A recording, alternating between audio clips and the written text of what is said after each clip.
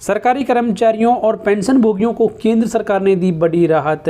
अब रिकॉर्ड में नाम नहीं होने पर भी सरकारी कर्मचारियों के परिजनों को मिलेगी फैमिली पेंशन। जी हाँ दोस्तों, एक बेहद महत्वपूर्ण जानकारी केंद्र सरकार के लाखों कर्मचारियों और पेंशन भोगियों के लिए। तो खबर के अनुसार अब सरकारी कर्मचारी और पेंशन भोगियों के परिजनों का नाम यदि सरकारी कर्मचारी और पेंशन भोगी के रिकॉर्ड में नहीं है तब भी उन्हें अब फैमिली पेंशन मिलने लगेगी, क्योंकि इसके लिए केंद्र सरकार ने नए नियम जारी किए हैं। तो अब पेंशन और पेंशन भोगी कल्याण विभाग के द्वारा 26 अक्टूबर 2022 को इसके संबंध में एक ऑफिस मेमोरेंडम जारी किया गया है, जिसमें बताया गया है कि फॉर्म 4 या आधिकारिक रिकॉर्ड में नाम नहीं होने पर किस प्रकार से किसी व्यक्ति को पारिवारिक पेंशन के लिए आवेदन करना है और उसे किस तरीके से फैमिली पेंशन का भुगतान किया जाएगा, इसके बारे में भी इस ऑफिस मेमोरेंडम में जानकारी दी गई है। तो सबसे पहले यहाँ पर जान लीजिए कि फॉर्म 4 क्या है इसके बारे में। तो सभी केंद्रीय कर्मचारी को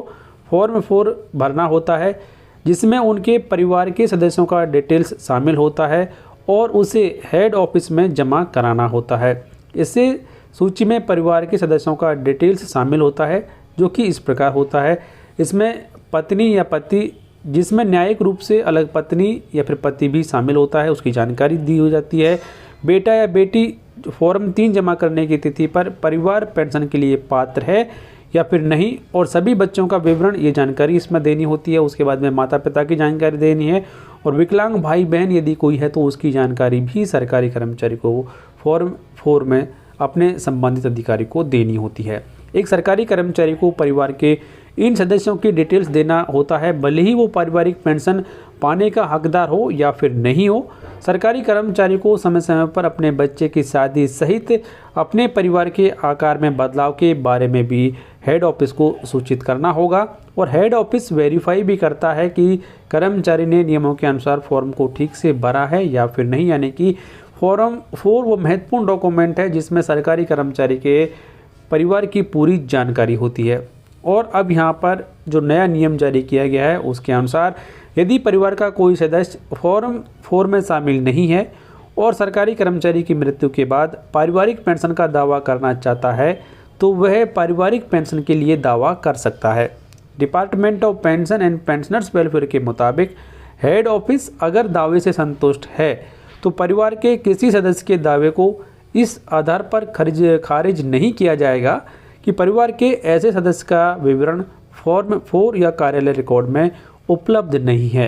डिपार्टमेंट ने सभी मंत्रालयों और विभागों से कहा है कि परिवार के किसी सदस्य जिनका नाम फॉर्म 4 या कार्यालय रिकॉर्ड में शामिल नहीं है, उन्हें पारिवारिक पेंशन प्रदान करने से संबंधित उपरोक्त प्रावधानों को पेंशन लाभ से निपटने वाले कर्मियों के ध्यान में लाया जाए।